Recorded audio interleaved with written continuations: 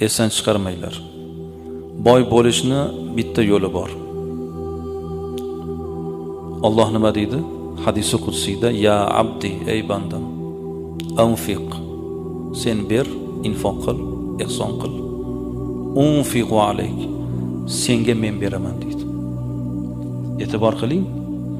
Meni berganimdan ber demayapti.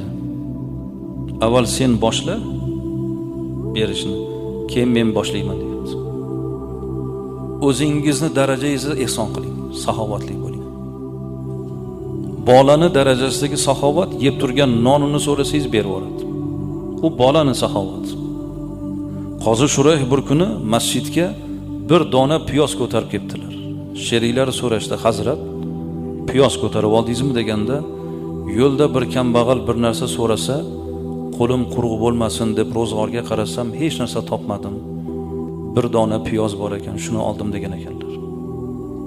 U odamni saxovati o'sha bitta piyozni ihson qilish darajasidagi saxovat. Boy bo'lishning sharti shu, azizlar. Sizdan boshlanishi kerak. O'sha saxovat, ko'mak, yordam Alloh keyin beradi. Berganidan keyin beraman